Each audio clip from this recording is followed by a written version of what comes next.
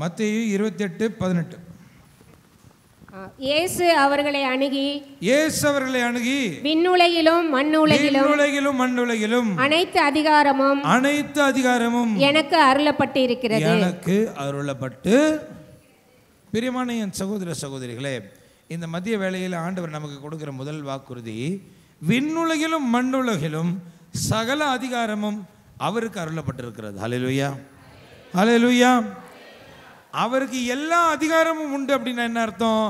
அவரால் செய்ய முடியாதது எதுவுமே இல்லை, எதுவுமே இல்லை. மனமாற்றமாக இருக்கட்டும், மனிதனை மாற்றதாக இருக்கட்டும், ஆளையே தூக்குறதாக கூட இருக்கட்டும், நல்லா புரிஞ்சுக்கோங்க, அவரால் முடியாதது எதுவுமே இல்லை. அதனால தான் பைபிள் சொல்லுது, மனிதனை நம்புவதை காட்டிலும் ஆண்டவரிடம் தஞ்சம் புகுவது, அடைக்கலம் புகுவதே நலம். ஏன்னா அவருக்கு எல்லாவற்றையும் செய்து முடிக்க ஆற்றல் உண்டு. நான் கேட்குறேன், எல்லாவற்றையும் செய்ய ஆற்றல் இருக்கிறவருக்கு நம்மளுடைய பாவங்களை நம்மிடமிருந்து அகற்றுவதற்கு ஆற்றல் இருக்கா இல்லையா? நம்முடைய பலவீனங்களை நம்மிடமிருந்து அப்புறப்படுத்துவதற்கு அவருக்கு வரம் இருக்கா இல்லையா? எல்லா வகையிலும் நம்மளை புனிதப்படுத்தி இந்த பூமியில் இருக்கும் பொழுதே ஒரு புனிதனாக நம்மை வாழ வைக்கிற ஆற்றல் நம் கடவுளுக்கு இருக்கா இல்லையா? பைபிள் சொல்லுகிறது, எல்லா வல்லமையும் அவருக்கு தரப்பட்டிருக்கிறது, சர்வ அதிகாரமும் அவருக்கு அருளப்பட்டிருக்கிறது. எனக்கு பிரியமான சகோதர சகோதரிகளே, அவரால் ஆகாத காரியம், உம்மால் ஆகாத காரியம், உம்மால் ஆகாத காரியம், உம்மால் ஆகாத காரியம், எல்லாமே உம்மாலாகும். ஹல்லேலூயா, எல்லாமே உம்மாலாகும். உம்மால் ஆகாத காரியம் ஒன்றுமில்லை, உம்மால் ஆகாத காரியம் ஒன்றுமில்லை, உம்மால் ஆகாத காரியம் ஒன்றுமில்லை, எல்லாமே உம்மாலாகும். ஹல்லேலூயா, எல்லாமே உம்மாலாகும். ஆகும், எல்லாம் ஆகும், உம்மாலே தான் எல்லாம் ஆகும். ஹல்லேலூயா, ஆகும், எல்லாம் ஆகும், உம்மாலே தான் எல்லாம் ஆகும். உம்மால் ஆகாத காரியம் ஒன்றுமில்லை, உம்மால் ஆகாத காரியம் ஒன்றுமில்லை, உம்மால் ஆகாத காரியம் ஒன்றுமில்லை, எல்லாமே உம்மாலாகும். ஹல்லேலூயா, எல்லாமே உம்மாலாகும். ஹல்லேலூயா. அப்போ என்றைக்குமே நம்ம புரிந்து கொள்ள வேண்டிய காரியம், அவரால் முடியாதது எதுவுமே. அதனால் பைபிள் சொல்லுகிறது, அவரை நம்பினவர்களை அவர் ஒருபோதும் கைவிடுவதே இல்லை. அதுலேயும் இந்த வசனத்தில் நீங்கள் பார்த்தீங்கன்னா அவர் சொல்கிறாரு, விண்ணுலகிலும் மண்ணுலகிலும் சகல அதிகாரமும் எனக்கு கொடுக்கப்பட்டிருக்கிறது, அதனால் நீங்கள் போய் என்னுடைய நாமத்தை நாளை நீங்கள் நற்செய்தி அறிவித்து தந்தை மகன் தூய ஆவியின் பெயரால் திருமுழுக்கு கொடுங்க, இதோ உலகம் முடியும் மட்டும் கடைசி வரைக்கும் உங்க நான் பாருங்கள், ஆண்டவர் இயேசு பொய் சொல்வாரா? சொல்வாரா? சொல்ல மாட்டார்ல. அவர் ஏமாத்துவாரா? அவர் நான் அவன் கூட இருக்கிறேன்னு சொன்னால் இருக்காரா இல்லையா? ஆனால் பல நேரங்களில் அவர் நம்ம கூட இருக்கிறாருன்ற உணர்வே நமக்கு இல்லை. அதுதான் பிரச்சனை. தலைவர் நம்மளோட இருக்கிறாருன்னு அந்த நினைப்பு இருந்தால் நம்ம நடவோட பாவனை எல்லாம் என்ன ஆகிடும்? மாறிடும். பைபிளில் தான் சொல்லுது, கிறிஸ்துவுக்குள் இருக்கிறவன் புது படைப்பாக இருக்கிறான்.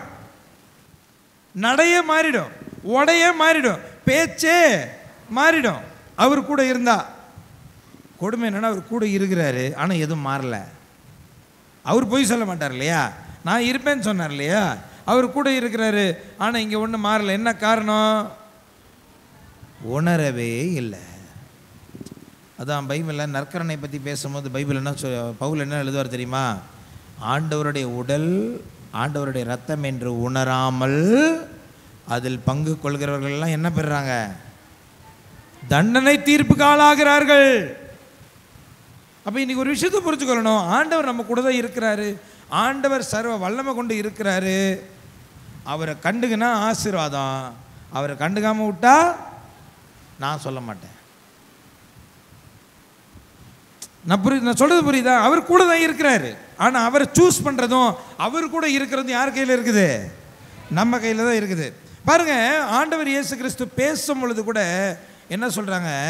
இவர் பேசுகிறது பரிசேயர்களை போல இல்லை. பாருங்கள், மார்க் எழுதிய நற்செய்தி 1வது அதிகாரம் 22வது வசனம். மார்க் எழுதிய நற்செய்தி 1வது அதிகாரம் 22வது வசனம்.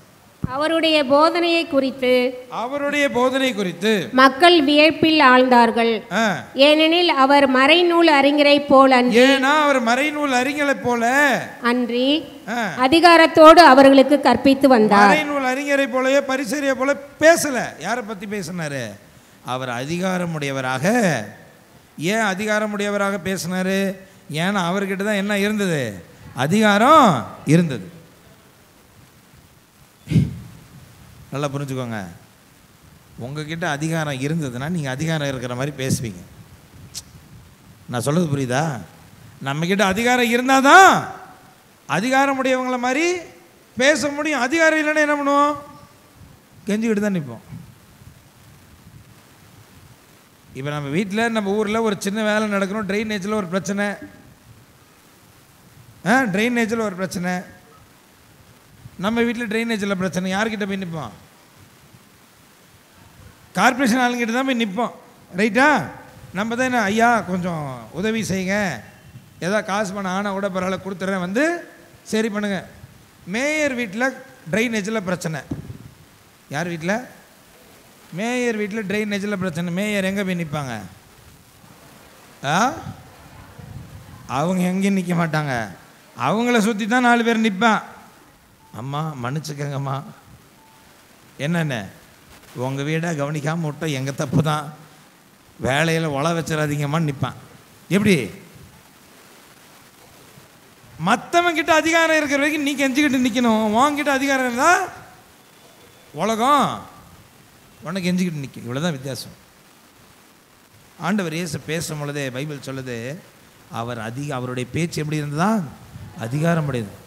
அவர் பாருங்க, சீடர்களே பயந்து போகிறாங்க. அவர் கடலில் அமைதியாருன்னு சொன்ன கடல் அடங்கிடுது. அப்போ சீடர்களே பயப்படுறாங்க. என்ன பயப்படுறாங்க?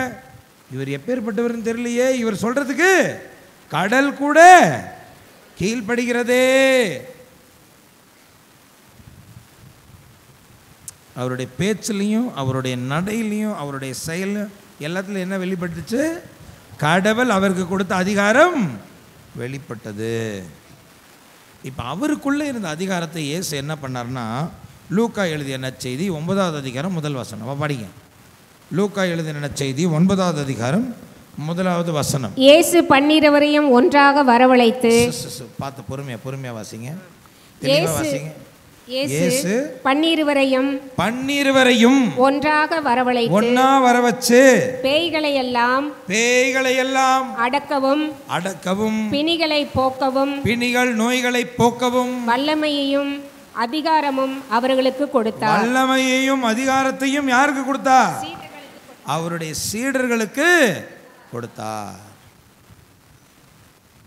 நல்லா பாருங்க, பரலோக தந்தை கிட்ட இருந்த சகல அதிகாரமும் இயேசு கிட்ட இருந்தது. அவர்கிட்ட அதிகாரம் இருந்ததுனால அவருடைய நட உட பாவனை பேச்செல்லாம் எதுன்னு இருந்தது?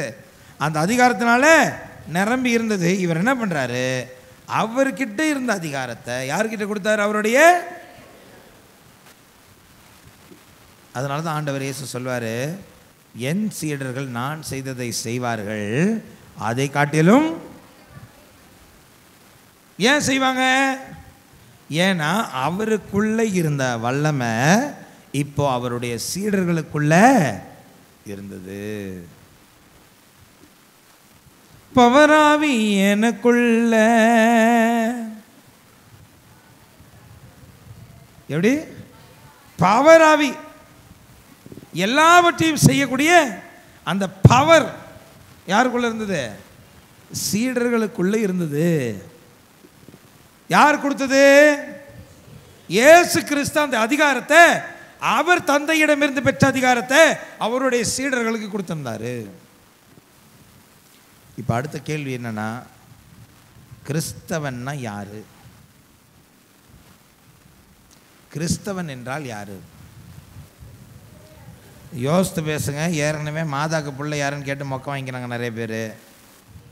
இயேசுக்கு யார் பிள்ளைங்கன்னு கேட்டப்ப நிறைய பேர் மொக்க வாங்கிக்கினாங்க. இப்போ நான் கேட்குறேன், கிறிஸ்தவர்கள் யாரு?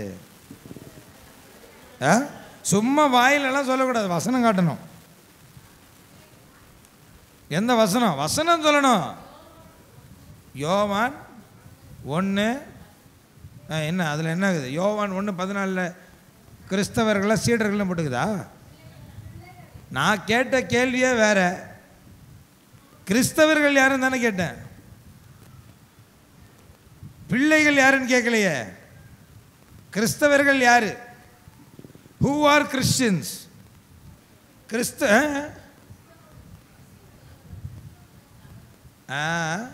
கிறிஸ்து பிளஸ் அவர்கள் கிறிஸ்தவர்கள். அப்புறம்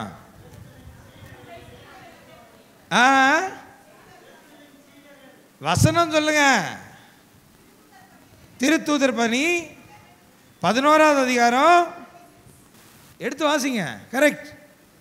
திருத்தூதர் பணிகள் 11வது அதிகாரம் 26 வசனம். அந்தியோக்கியாவில் தான் முதல் முறையாக சீடர்கள் கிறிஸ்தவர்கள் என்னும் பெயரை பெற்றார்கள். சீடர்கள் தான் கிறிஸ்தவர் என்று பெயரை பெற்றார்கள். யாரு அப்ப கிறிஸ்தவர்கள்னா யாரு? சீடர்கள். சீடர்களுக்கு இன்னொரு பெயர் தான் கிறிஸ்தவர்கள். கிறிஸ்தவர்கள் என்றாலே இயேசுவினுடைய சீடர்கள். இப்ப யார் இங்க இருக்கிற எத்தனை பேர் கிறிஸ்தவர்கள்? பயந்து தாங்க கையை தூக்குறாங்க பாதி பேர். ஒரு சில பேர் கையை தூக்கல. எங்க இவன் அடுத்த கேள்வி ஏதாவது வில்லங்க வைப்பானோ? ஐயா, வில்லங்கெல்லாம் ஒன்றும் இல்லை, தெளிவாக கேட்குறேன். இங்கே இருக்கிற எத்தனை பேர் கிறிஸ்தவர்கள்? கிறிஸ்தவங்க தானா? அப்போ நீங்கள் யாரு? இயேசுவுக்கு பைபிள் சொல்லுது, இயேசுக்குள் இருந்த வல்லமையை ஆண்டவர் தம் சீடர்களுக்குள் வைத்தார். அவருக்குள்ள இருந்த வல்லமை பிரதர் அவர் என்ன பண்றார்? தன்னுடைய சீடர்களுக்குள்ள வைக்கிறார். அதனாலதான் அவர் தைரியமா சொல்றாரு, நான் செஞ்சதை என் சீடனும் செய்வான். என்ன விஷயம்னா அத்தனை சீடர்களும் அதை நம்பினார்கள். Praise the lord. ஹல்லேலூயா. ஆண்டவர் இயேசு கிறிஸ்து சும்மா போயிட்டு இருக்கும்போது ஜெபதேயினுடைய மனைவி வந்து ஆண்டவர் கிட்ட சொல்றாங்க, ஆண்டவரே என் பிள்ளைங்கள் 2 பேர், ஒருத்தன் நீங்க இறையாட்சியில் அமரும் பொழுது ஒருத்தன் வலதுபுறமும் இன்னொருத்தன் இப்படி சொன்னார்ல. ஆண்டவர் அடுத்த கேள்வி என்ன கேட்டார் தெரியுமா? நான் குடிக்கும் துன்ப கிண்ணத்தில் உங்களால் குடிக்க. அவங்க என்ன பதில் சொன்னாங்க தெரியுமா? யோசிக்கவே இல்லைங்க. ஐயா, உன்னால முடியும்னா என்னால் முடியும். Price the Lord, price the Lord. யோசிக்கவே இல்லை. இயேசுவே உங்களால் முடியும்னா என்னால் முடியும். அவர் சொல்றாரு, நான் குடிக்கிற துன்ப கிண்ணத்தில் நீ குடிப்பியானா? ஆமா முடியும்ன்றாங்க. இயேசுவும் அதை மறுக்கல, ஆமா நீ குடிப்பேன்னு சொன்னார். ஹல்லேலூயா, ஹல்லேலூயா. ஆண்டவர் இயேசு தண்ணி மேலே நடந்து வர்றாருங்க. பேதுரு அதை பார்க்குறாரு. இயேசு தண்ணி மேலே நடந்து வர்றாரு. பேதுரு அதை பார்க்குறாரு. ஐயோ பேயின்னு அலறாங்க. இயேசு சொல்கிறாரு, ஏய் பேயெல்லாம் ஒன்றும் இல்லை, நான் தான்றாரு. பேதுரு சொல்கிறாரு, இது நீனா நானும் தண்ணி மேலே நடப்பேன். இயேசு சாமி தண்ணியில் நடந்தார். பேதுரு என்ன சாமியா? ஆசாமி. பேதுரு என்ன சாமியா? சாமி கிடையாது, சாதாரண மனுஷன். உங்களை போல என்ன போல சாதாரண மீனவன். அவன் எத்தனை தடவை அந்த கடலில் குதிச்சிருப்பான், எத்தனை தடவை கட்டுமரத்தில் நிற்க முடியாமல் தண்ணியில் விழுந்திருப்பான். உங்களுக்கு இந்த மீன்காரங்களுக்கு எப்படி நீச்சல் கற்றுக் கொடுப்பாங்க தெரியுமா? மீன்காரங்களுக்கு எப்படி நீச்சல் கற்றுக் கொடுப்பாங்க தெரியுமா? போட்டில் வச்சு நடுக்கடலில் கூட்டு போயிடுவாங்க. நடுக்கடலில் கூட்டு போய் தள்ளி விட்டுருவாங்க. வேற வழி இல்லை. என்ன பண்ணணும்? கையை கால் அடித்து நீந்த கற்றுக்கிட்டு தான் ஆகணும். உசுரோடு இருக்கணும்னா நீந்து தான் ஆகணும். அப்போது எத்தனை தடவை பேதுரு அந்த தண்ணிக்குள்ளே விழுந்திருப்பான், எத்தனை தடவை அந்த தண்ணியில் பேதுரு நீச்சல் அடிச்சிருப்பான். நல்லா யோசித்து பாருங்க. பேதுரு சொல்கிறாரு, யா நீங்கள் நடக்கிறீங்கன்னா நானும் நடப்பேன். ஆண்டவர் சொல்கிறார், இறங்கி வா. ஹல்லேலூயா, ஹல்லேலூயா. அவங்களுக்கு இருந்த அந்த துணிச்சலை பாருங்க. இயேசு செஞ்சா என்னால் செய்ய முடியும், இயேசு செஞ்சா நானும் செய்வேன்ற ஆசை. ஆண்டவர் இயேசு கடலில் நடந்து வரதை பார்த்து பேதுரு சொல்கிறாரு, ஐயா நீங்கள் தான் அப்படின்னு சொன்னால் நான் உங்ககிட்ட வர்றேன், கட்டளை எடுங்க அப்படின்னு ஏசு சொல்கிறார். கிளம்பி வா. படகுலேருந்து இறங்கி தண்ணி மேலே நடந்து போகிறாருங்க பேதுரு. என்ன ஆச்சரியம் பாருங்களேன். இயேசு தண்ணீரின் மீது நடந்து வந்ததை எல்லாரும் பேசுவான். பேதுரு தண்ணியில் நடந்து வந்தது எவனும் பேச மாட்டேங்க. அவர் 2 ஸ்டெப்பு நடந்து கீழே விழுந்தார் பாருங்க, அதை பேசுவான். ஆனால் தலைவர் தண்ணியில் நடந்து தான் என்ன ஆனார், மூழ்க ஆரம்பித்தார். அதுக்கப்புறம் நடக்கிறத பாருங்க, மூழ்க அப்படி பார்த்தோன்னா ஐயோ அப்படின்னு மூழ்க ஆரம்பிக்கிறாரு. ஆண்டவரே ஒழுங்காக தான் நடந்து வந்த, எப்படி ஒழுங்காக தான் நடந்து வந்து, அப்புறம் எதுக்கு நீ பயப்படுற, நான் மேலே வா அப்படின்னு சொல்லிட்டு கையை பிடிச்சி மேலே தூக்குறாரு. நல்லா கவனிங்க, பைபிள் சொல்லுது அவர்கள் மீண்டும் வந்து படகில் ஏறி, அப்படின்னு என்ன அர்த்தம், இயேசுவோடு சேர்ந்து பேதுரு மீண்டும் தண்ணீரில் நடந்து வந்து படகில் ஏறினார். ஹல்லேலூயா, ஹல்லேலூயா. நான் செய்ததை என் சீடர்களும் செய்வார். அவருக்குள்ளே இருந்த வல்லமை பிரியமான சகோதர சகோதரிகளே உங்களுக்குள்ளும் இருக்கிறது. நீங்கள் கிறிஸ்தவன்னு சொன்னால் நீங்கள் இயேசுவுக்கு சீடன்னு அர்த்தம். நீங்கள் இயேசுவுக்கு சீடத்தின் அர்த்தம். நீங்கள் இயேசுவுக்கு சீடனாவோ சீடத்தையாக இருக்கிறீங்கனாலோ ஆண்டவர் அவருக்குள் இருந்த வல்லமையை உங்களுக்கு கொடுத்துருக்கிறாருன்னு தான் பைபிள் சொல்லுது. ஹல்லேலூயா. கொடுக்க போகிறாருன்னு சொல்லலை, அவர் ஏற்கனவே அந்த வல்லமை கொடுத்துட்டாருன்னு தான் பைபிள் சொல்லுது. திருப்பி வாசிங்க அந்த வசனத்தை. லூக்கா 9வது அதிகாரம் 1வது வசனம் வாசிங்க திருப்பி. லூக்கா 9:1. இயேசு 12 இயேசு தன்னுடைய 12 சீடர்களையும் அழைத்து பேய்களை எல்லாம் அடக்கவும் பிணிகளை எல்லாம் போக்கவும் வல்லமையும் அதிகாரமும் அவர்களுக்கு கொடுத்தார். வல்லமையும் அதிகாரத்தையும் நல்லா புரிஞ்சுக்கோங்க. பேய்களையும் நோய்களையும் ஓட்டுவதற்கான அதிகாரம் உங்களிடம் உண்டு. ஹல்லேலூயா, ஹல்லேலூயா. தயவு செய்து பயப்படாதீங்க. பயந்தா என்ன ஆகும், பயந்தா என்ன ஆகும், மூழ்கிடுவீங்க. பேதுரு தண்ணியில் நடந்தார், பயந்தா மூழ்கினார். நீங்களும் பயந்தா மூழ்கிடுவீங்க. அப்போ பயப்படாமல் இருந்தால் இயேசு செய்ததையும் செய்வீங்க. ஆண்டவர் இயேசு சொன்னார், அதை காட்டிலும் மேலானவற்றை நீங்கள் செய்வீர்கள். பிரியமான சகோதர சகோதரிகள், இங்கே நான் இப்போ பார்த்த ஒரு சில முகங்கள்லாம் என் மைண்டில் அப்படியே பதிஞ்சு போச்சு. ஏன்னா நான் எப்போ அருளாலயத்துக்கு வந்தாலும் ஒரு சில மூஞ்சிங்கள்லாம் இங்கே தான் இருக்குது. உண்மை தானே? இந்த பாருங்கள், இவ்வளோ வசனத்தை கேட்டு ஆண்டவருடைய அற்புதத்தை இவ்வளோ பார்த்து நீங்கள் ஆண்டவருக்கு ஊழியம் செய்யலை, அற்புதம் செய்யலைன்னா கணக்கு பயங்கரமாக கேட்பார். உஷாராக இருந்துக்காங்க. இத்தனை நாள் பேய் ஓட்டணும், இத்தனை நாள் இங்கே இருக்கிறீங்களா, வசனத்தை கேட்குறீங்களா, அபிஷேகத்தினால் நிரம்புறீங்களா, வெளில போய் என்ன பண்ணணும், பேய்களை ஓட்டணும், நோய்களை நீக்கணும், தலையில் கை வச்சு ஜபிக்கணும். அதுவும் பைபிள் என்ன போட்டிருக்கு பாருங்க, அவர்கள் தொட்டார்கள் நோய் நீங்கியது. எப்படி அவர்கள் தொட்டு ஜபம் பண்ணாங்கன்னா போடலை, என்னது தொட்டா நீங்கணும். சொன்ன தட்டி தூக்குங்கன்னு வாங்கல்ல, அந்த மாதிரி நீங்கள் தொட்டு பேய்களை எல்லாம் விரட்டணும். அதுதான் ஆண்டவர் விரும்புகிறார். லூக்கா எழுதிய நற்செய்தி 10வது அதிகாரம் 19வது வசனம். பாம்புகளையும் தேள்களையும் மிதிக்கவும் பகைவரின் வல்லமை அனைத்தையும் வெல்லவும் உங்களுக்கு அதிகாரம் கொடுத்திருக்கிறேன். எதுக்கு அதிகாரம் கொடுத்திருக்கிறார் அவரு? தேள்களையும் பேய்களை பாம்புகள் மேல என்ன பண்ணணுமா, ஏறி மிதிக்கணுமா. பாம்பு தலையை ஏறி ஆண்டவர் இயேசு கிறிஸ்து எப்படி பிசாசனுடைய தலையில் ஏறி மிதிச்சாரோ அந்த மாதிரி பாம்பு தலை ஏறி அந்த அதிகாரத்தில் நீங்கள் நடக்கணும்னு தான் ஆண்டவர் இன்றைக்கு விரும்புகிறார். பிரியமான சகோதர சகோதரிகளே, பயத்துக்கு இடம் கொடுக்கிறவன் கிறிஸ்தவனே இல்லை. பயத்துக்கு இடம் கொடுக்குறவன் எதுக்கும் பயப்படாதீங்க, எவனுக்கும் பயப்படாதீங்க. ஆண்டவர் சொல்வார், உங்கள் உடலை கொள்பவர்களுக்கு நீங்கள் யாருக்கு பயப்படணும்? உங்கள் ஆன்மாவின் உடலையும் நரகத்தில் அழிக்க வல்லவருக்கே நீங்கள் அஞ்சுங்கள். அதனால தாவீது சொல்லுவார், வாங்க பிள்ளைகளை, கடவுளுக்கு எப்படி பயப்படணுன்றதை நான் உங்களுக்கு கற்றுக் கொடுக்குறேன், சொல்லித்தரேன். மனுஷனுக்கு இல்லை, அரசுகளுக்கு இல்லை, அதிகாரங்களுக்கு இல்லை, போலீஸுக்கு இல்லை. யாருக்கு பயப்படுங்க? அவருக்கு மட்டும் பயப்பட நீங்கள் கற்றுக்கொள்ளுங்கள். ஏனெனில் அவர் தாமே உங்களுக்கு அதிகாரத்தை கொடுத்திருக்கிறார். ஹல்லேலூயா, ஹல்லேலூயா. இப்போ கிறிஸ்து அதிகாரத்தை கொடுத்துட்டார். இப்போ கிறிஸ்து சீடர்களுக்கு அதிகாரத்தை கொடுத்துட்டாரு.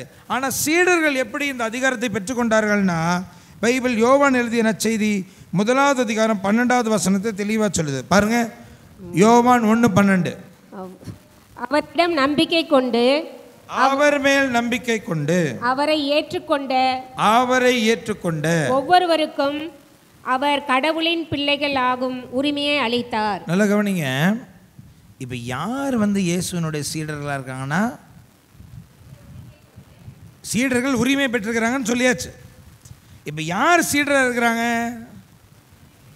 தெளிவாக வசனம் சொல்லுது, யாரெல்லாம் அவர் மேலே நம்பிக்கை வச்சு அவரை ஏற்றுக்கொண்டார்களோ அவர்களுக்கு தான் என்ன கிடைக்குது?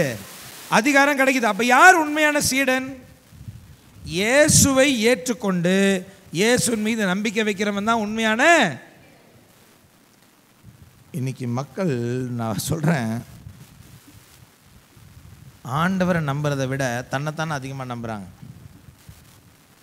மக்கள் ஆண்டவரை நம்புறதை விட தன்னைத்தானே நம்புகிறாங்க. எப்படி தெரியுமா? ஆண்டவரை விட அவங்களோட ஜபத்தை நம்புகிறாங்க. ஆண்டவரை விட யாருடைய ஜபத்தை நம்புகிறாங்க?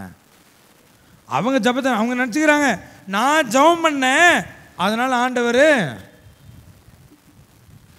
நான் உபவாசம் பண்ணேன் அதனால் ஆண்டவர் கொடுத்துட்டாரு, நான் இந்த கோயிலுக்கு போனேன் அதனால் ஆண்டவர். இந்த பாருங்க, ஒரு விஷயத்தை நல்லா புரிஞ்சுக்கோங்க, அவர் நல்லவர் அதனால் கொடுத்தார்.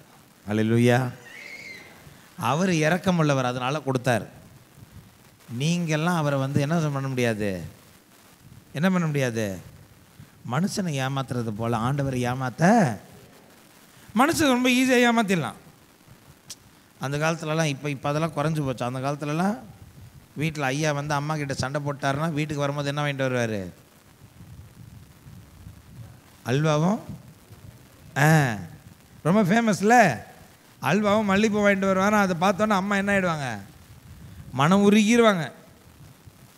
இப்போ அல்வா பூ வாங்கிட்டு போய் பார்க்க சொல்லுங்களேன், ஐயா ட்ரெண்டு மாறி போச்சுன்னுவாங்க. சுகரு. பிரியமான சகோதர சகோதரி, நம்ம இந்த சின்ன வயசுலேருந்து இப்படிலாம் பார்த்து பார்த்து நம்ம நினைக்கிறோம், ஆண்டவருக்கு மொட்டையை போட்டால் ஆண்டவரை ஏமாத்திடலாம். எப்படி? உன் முடிய வச்சு அவர் என்ன பண்ண போகிறார்? ஆண்டவருக்கு கொஞ்சம் உண்டியலில் காசை போட்டால் அவரை ஏமாத்திடலாம். 2 உபவாசத்தை போட்டால் ஏமாற்றலாம். நான் சொல்கிறேன், நம்ம வீட்டில் இருக்கிறவங்கள ஏமாற்றலாம், ஏன் நம்மளையே கூட நம்ம ஏமாற்றிக்கலாம். ஆனால் அவரை யாராலும் ஏமாற்ற, அவர் உள்ளத்தை ஊடுருவி அப்படி உள்ள பார்த்துறாரு. நல்ல எக்ஸ்ரே போடுற மாதிரி உள்ள வரைக்கும் போய் உள்ள என்ன இருக்குதுன்றது ஆண்டவர் தெளிவாக பார்த்துடுறார். அப்போ இன்றைக்கி கேள்வி என்னென்னா, நீங்கள் எதன் மேல் நம்பிக்கை வச்சுருக்கிறீங்க? அருளாலயத்து மேலே நம்பிக்கை வச்சுருக்கிறீங்களா? இந்த இரக்கத்தின் ஆண்டவர் மேலே நம்பிக்கை வச்சுருக்கிறீங்களா? இல்லை இயேசு கிறிஸ்து மேலே நம்பிக்கை வச்சுருக்கிறீங்களா?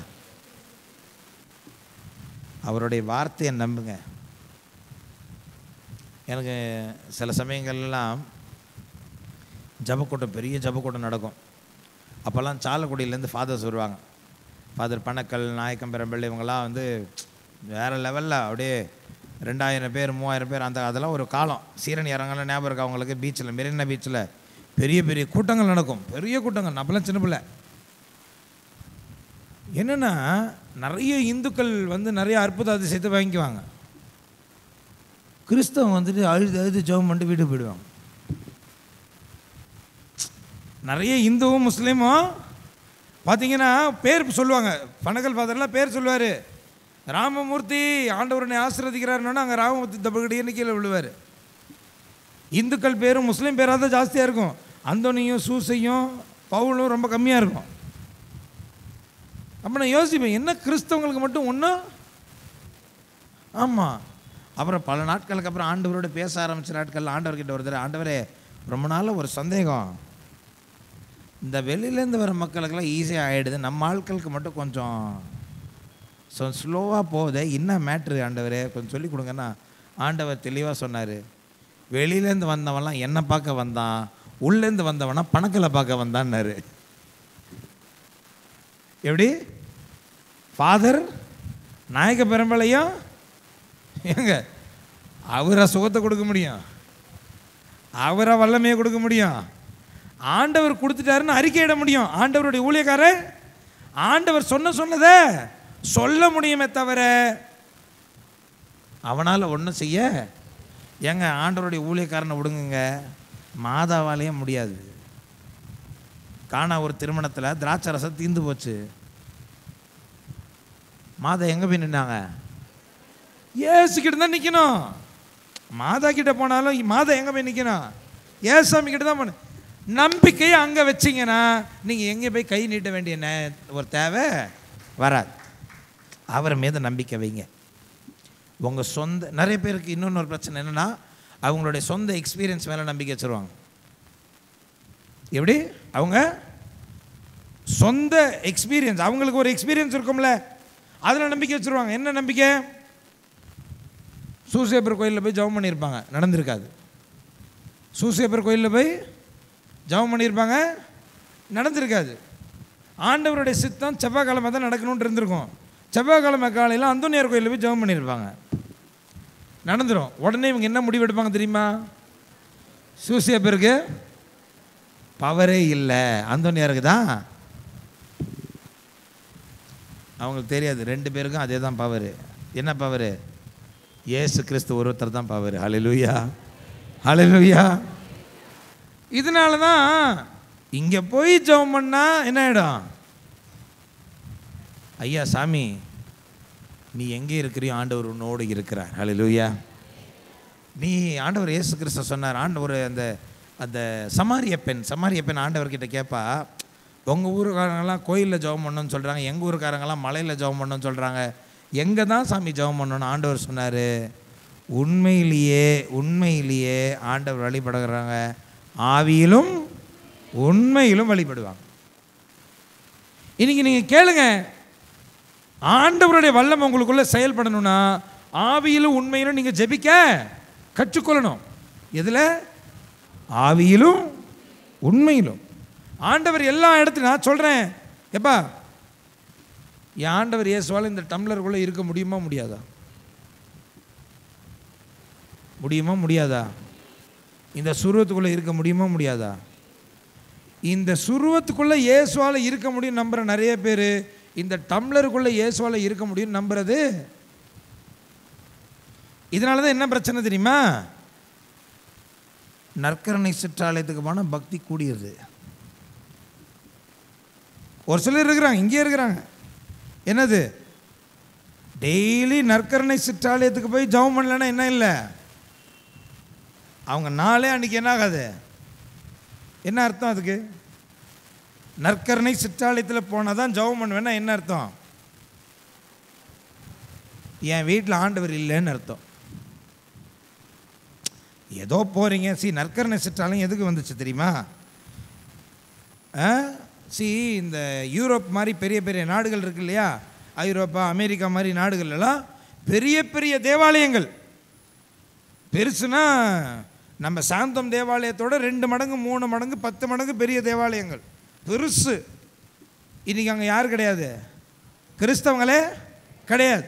அப்போ அவ்வளோ பெரிய கோயிலை ஜெபம் பண்ணுறதுக்கு ஆலையில்ன்றதுனால என்ன பண்ணியிருப்பாங்க, அந்த கோயிலில் ஒரு ஓரத்தில் அழகாக கண்ணாடி வச்சு அதில் ஏசி போட்டு, ஏன்னா அவங்களுக்கு ஏசி இல்லாமல் ஓடாது, ஏசி போட்டு ஒரு 50 பேர் உட்கார்ற மாதிரி ஒரு சின்ன ஏற்பாடு செஞ்சு அதை என்ன சொல்லுவாங்க, யூக்ரிஸ்டிக் சாப்பிள் அப்படின்னு வச்சுருப்பாங்க. எதுக்கு? மற்ற கோயிலில் டூரிஸ்ட் வந்து வேவ் பார்க்கலாம், ஊர் சுற்றலாம், ஜெபம் பண்ணணும்னு நினைக்கிறவங்க எங்கே போய் ஜெபம் பண்ணலாம்? நம்ம கோயிலுக்கு அந்த கேடு வந்தா? நம்ம கோயில் அந்த பிரச்சனை இருக்கா?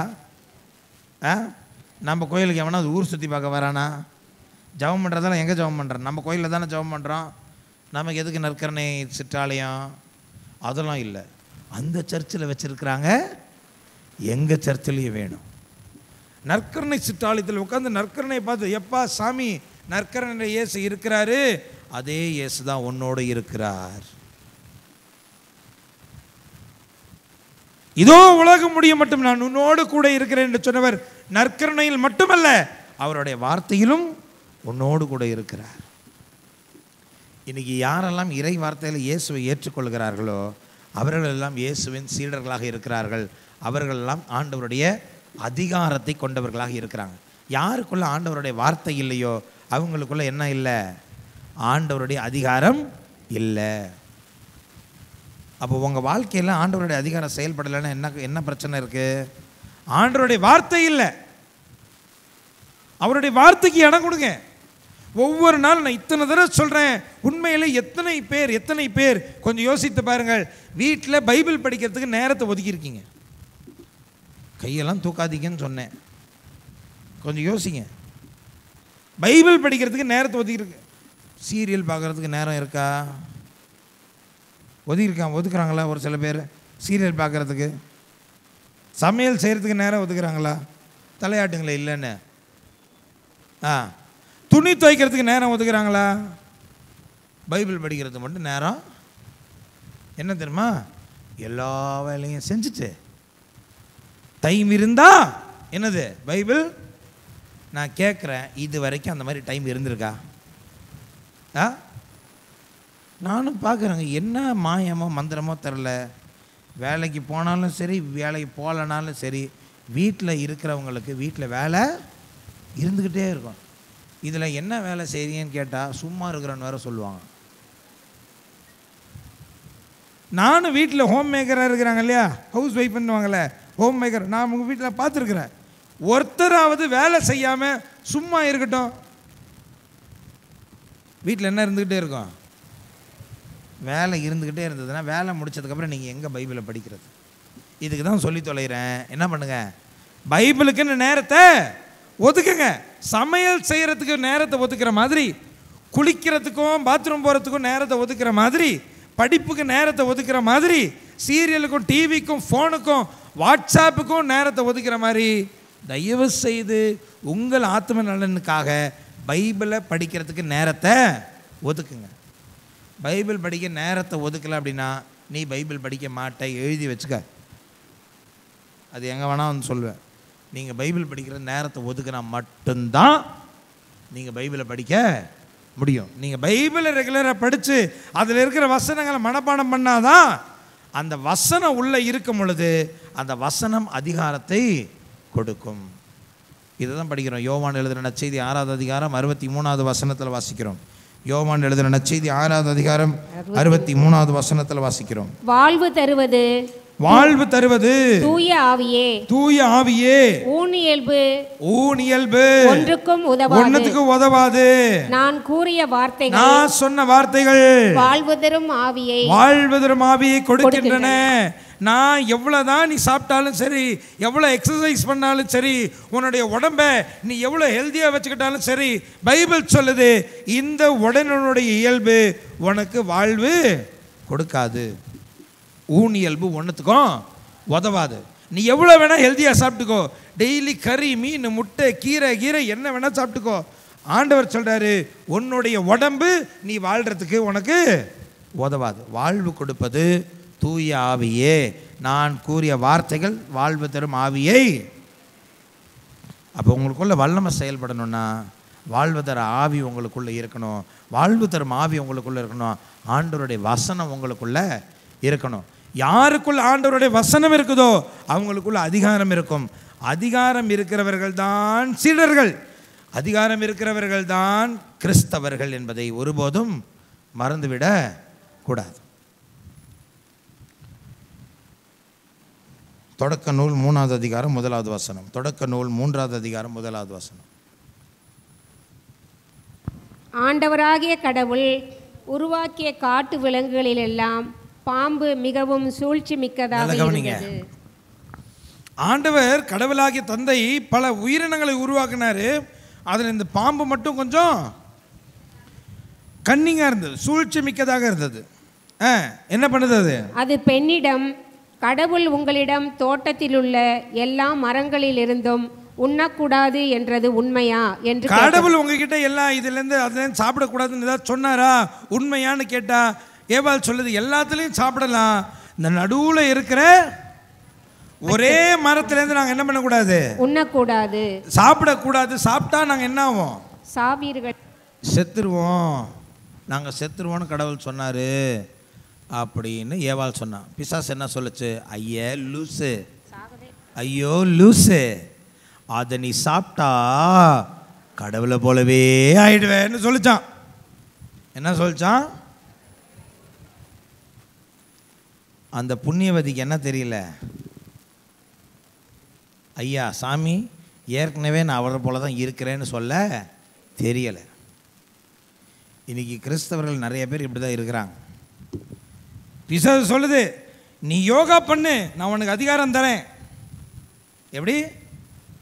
யோகா பண்ணு, அதிகாரம் தானே. நீ மாந்திரிகம் பண்ணு, நான் உனக்கு அதிகாரம் தரேன். நீ மசூதியில் போய் ஓது, நான் உனக்கு அதிகாரம் தரேன். நீ சூனியம் பண்ணு, பில்லி பண்ணு, நான் உனக்கு அதிகாரம் தரேன். நீ இந்த கேண்டில் கொளுத்து, இந்த மந்திரத்தை சொல்லு, நான் உனக்கு அதிகாரம் தரேன். யார் சொல்கிறா? கிறிஸ்தவர்கள் என்ன சொல்ல கற்றுக்கணும்? ஐயா நீ என்ன அதிகாரத்தை கொடுக்கறது? உனக்கு மேலே அதிகாரத்தை ஆண்டவர் ஏற்கனவே எனக்கு கொடுத்துட்டாரு. ஹல்லேலூயா, ஹல்லேலூயா. இன்றைக்கி நிறைய கிறிஸ்தவர்கள் தப்பான இடங்களுக்கும் தப்பான மக்கள்கிட்டையும் தப்பான பழக்க வழக்கங்களையும் மாட்டிக்கிறதுக்கு காரணம் என்னென்னா, ஆண்டவர் அவங்களுக்கு என்ன அதிகாரத்தை கொடுத்துருக்காருன்றதை அவங்க மறந்துடுறாங்க. இன்னும் சொல்லப்போனால் அவங்க யாருன்றதை அவங்க மறந்துடுறாங்க. பாருங்கள், யாரெல்லாம் ஆண்டவருடைய வார்த்தையை ஏற்று அவர் மீது நம்பிக்கை வைக்கிறார்களோ அவர்கள் கடவுளுக்கு பிள்ளைகளாகவே மாறிவிடுகிறார்கள், பிள்ளைக்குரிய அதிகாரத்தை பெறுகிறார்கள். இது நான் அடிக்கடி யோசிப்பேன். உங்கள் வீட்டில் பிள்ளைக்கு பசிக்குது, உங்கள் வீட்டில் பிள்ளைக்கு பசிக்குது, வந்து உங்ககிட்ட என்ன கேட்கும்?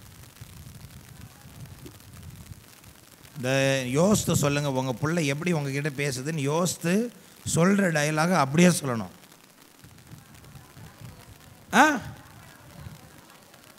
அம்மா பசி எடுக்குதுன்னா கேட்குது.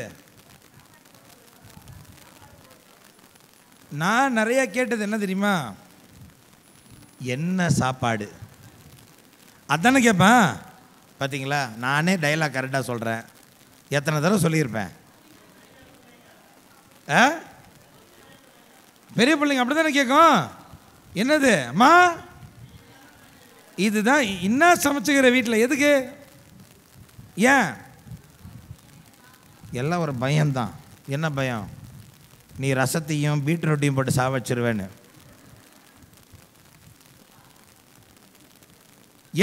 என்ன சாப்பாடு? கறின்னு சொன்னால் அப்படியே கண்ணெல்லாம் அப்படி என்ன ஆகிடும், அப்படியே விரிச்சுக்கும். ஒரு நாள் பீட்ரூட்டுன்னு சொல்லி பாருங்க, காசு கொடு, நான் வெளில போய் சாப்பிட்டுக்கிறேன். கீரை. அப்போ நல்லா புரிஞ்சுக்கோங்க, புள்ள வீட்டில் கேட்கும் போது என்னவா கேட்கும்? ஏதாவது வேணும்னா கூட எப்படி கேட்கும்? அதிகாரத்தோடு தான் கேட்குது புள்ள. ஏன்னா அது புள்ள. ஊதாரி மைந்தன் ஓமையில் கூட சின்ன பையன் என்ன பண்ணுறான்? அப்பா கிட்ட போய் உரிமையாக கேட்குறான், என் சொத்தை எனக்கு பிரித்து கூடன்னு உரிமையாக கேட்குறான். அவன் தான் யார்? புள்ள. அவன் தான் புள்ள. ஏன்னா அவனுக்கு என்ன இருக்குது? வீட்டில் உரிமை இருக்குது. அவனுக்கு எதாவது வேணும்னா அவன் பாட்டுக்கு வருவான், ஃப்ரிட்ஜை திறப்பான், எடுத்து சாப்பிட்டு போயிட்டே இருப்பான். பிச்சைக்காரன் வாசலில் வந்தம்மா என்ன இருக்கு கேட்டால் என்ன சொல்வீங்க? தொடப்பு கட்டை இருக்குன்னுவாங்க. பிச்சைக்காரன் வந்து கேட்க முடியுமா? என்ன சமையல் இன்னைக்கு கேட்க முடியுமா? என்ன சண்டே சிக்கன் இல்லையான்னு கேட்க முடியுமா? என்ன கேட்கணும்? அம்மா தாயே சாப்பிட்டு 3 நாள் ஆச்சுமா. என்ன கேட்குறாங்க?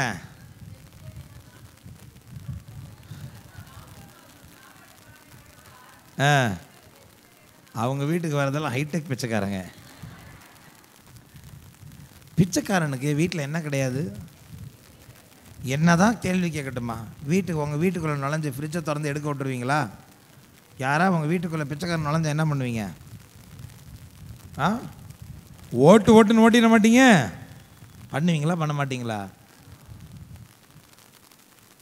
இப்போ நான் கேட்குறேன், நம்ம சர்ச்சுக்கு வரோம், அப்பா கிட்ட ஜெபம் பண்ணுறோம், பிள்ளைய போல் ஜெபம் பண்ணுறோமா, பிச்சைக்காரனை போல் ஜெபம் பண்ணுறோமா? ஏங்க நான் ஒன்றும் சொல்லைங்க, நான் கேள்வி தான் கேட்டேன். என்ன கேட்கணும்? டேடி எனக்காக என்ன வச்சிருக்கிறீங்கன்னு தான் கேட்கணும் ஒரு பிள்ளை. Price the Lord. எனக்காக என்ன திட்டம் வச்சிருக்கிறீங்க சொல்லுங்கன்னு கேட்கணும். எனக்காக என்ன சித்தம் வச்சிருக்கிறீங்க, எனக்காக என்ன திட்டம் வச்சிருக்கிறீங்க, எனக்காக என்ன பிளானு அப்பா சொல்லுங்க, நான் என்ன செய்யணும்னு சொல்லுங்க, நான் செய்கிறேன் அப்படின்னு தான் யார் கேட்கணும்? ஒரு பிள்ளை. நம்ம என்ன கேட்குறோம்? ஆண்டவரே நான் ஒரு வீட்டுக்கு பிளான் போட்டுக்கிறேன், ஆண்டவரே நான் போட்டுக்கிறேன் பிளானு, என்ன பண்ணு நீ வந்து கொத்தனார் வேலை பண்ணி கொடு. அதானே அர்த்தம். ஆண்டவரே நான் வீட்டுக்கு பிளான் போட்டுக்கிறேன், நீ வந்து கட்டி கொடுன்னா என்ன அர்த்தம்? கொத்தனார் வேலை பண்ணுன்னு தான் அர்த்தம். இப்போ நீங்கள் ஒரு இடத்துல வேலை பார்க்குறீங்க, எத்தனை பேர் இங்கே வேலை பார்த்துருக்கீங்க? ஆஃபீஸில் வேலை பார்த்துருக்கீங்களா? வேலைக்கெல்லாம் போயிருக்கீங்க இல்லையா? உங்களுக்கு பாஸ் இருந்திருக்காங்களா? உங்களுக்கு பாஸ் இருந்திருக்காங்களா? உங்கள் மேல் அதிகாரி இருக்காங்கல்ல? காலையில் பாஸுக்கிட்ட போய் நீங்கள் வேலைக்கு போகும்போது நீங்கள் என்ன செய்யணும்னு பாஸ்கிட்ட கேட்பீங்களா? இன்றைக்கி பாஸ் என்னென்ன செய்யணும்னு அவருக்கு லிஸ்ட்டு படிப்பீங்களா? பாஸ்கிட்ட கேட்கணும். யார் கேட்கணும்? நம்ம சர்ச்சுக்கு வரோம்ல, பாஸ்கிட்ட என்ன பண்ணணும் நம்ம கேட்குறோமா? பாஸ் என்ன செய்யணும்னு நம்ம சொல்லணுங்கிறோமா? நான் கேட்குற கேள்வி புரியுதா? உலகத்தில் இருக்கிற பாஸ் கிட்ட நம்ம கேட்கணும்னு தெரியுது, உலகத்தினுடைய பாஸ் கிட்ட நம்ம கேட்கணும்னு தெரிய மாட்டேது. என்ன செய்யுது? அவர்கிட்ட வந்து அப்பா நேற்று நீ அதை செய்கிறேன்னு சொன்ன ஒன்று செய்யலை, மூச்சு குத்துரு. யார்? நான் வச்ச வேலைக்கார மாதிரி அவர்கிட்ட. பிரியமான சகோதர சகோதரிகளே, அதிகாரம் நம்மக்கிட்ட இருக்குன்னா எதுக்கு மேலே அதிகாரம் இருக்குது? இந்த உலகத்தின் மேலே அதிகாரம் இருக்கு. அவர் நமக்கு கொடுத்த அதிகாரம் இருக்கு.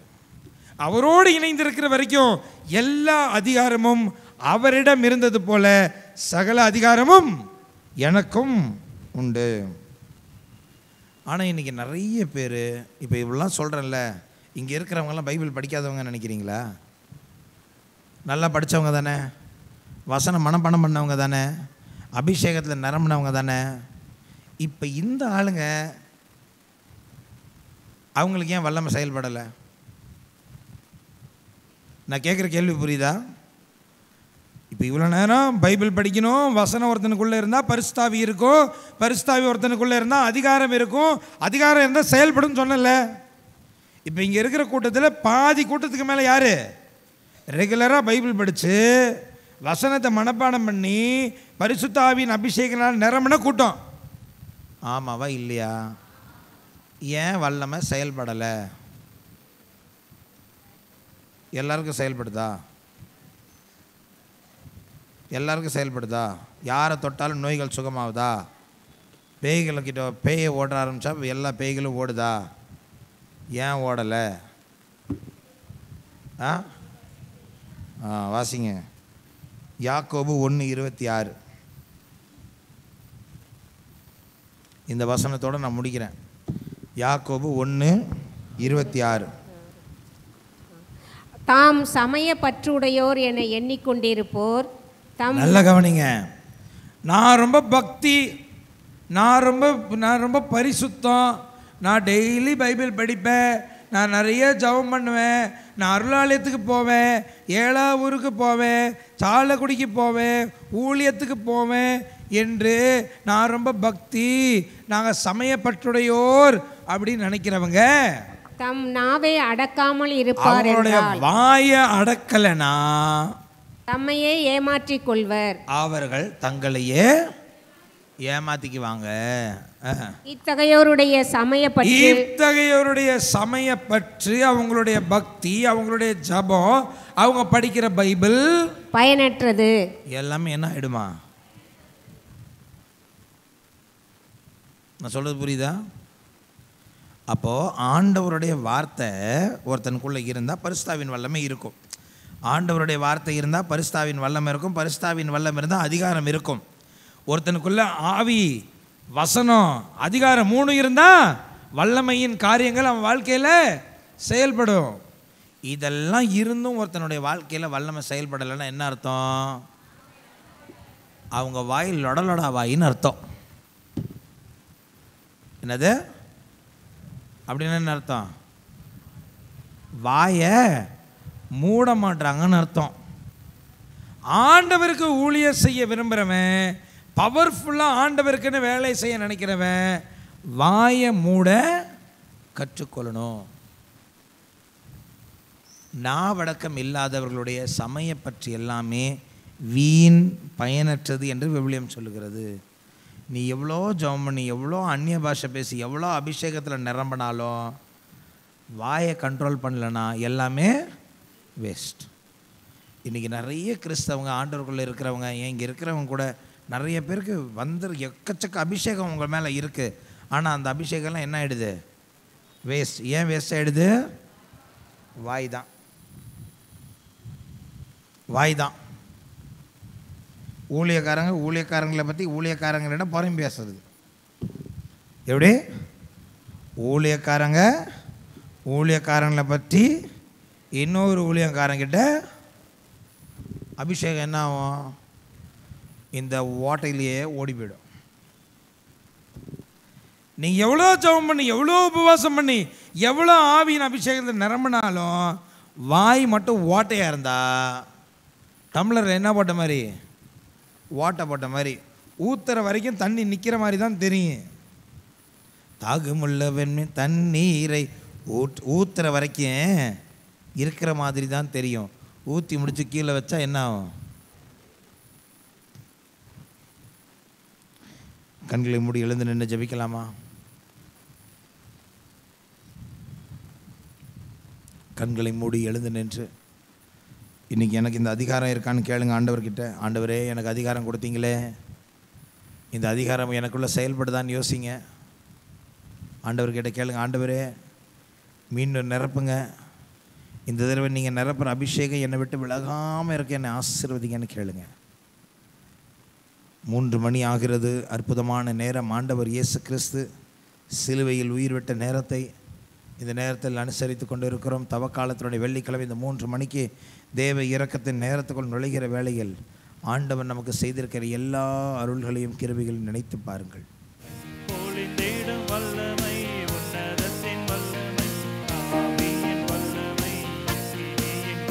வல்லமை உண்டு உண்டு, அற்புத வல்லமை இயேசுவே ரத்தத்தால். வல்லமை உண்டு உண்டு, அற்புத வல்லமை ஆட்டுக்கு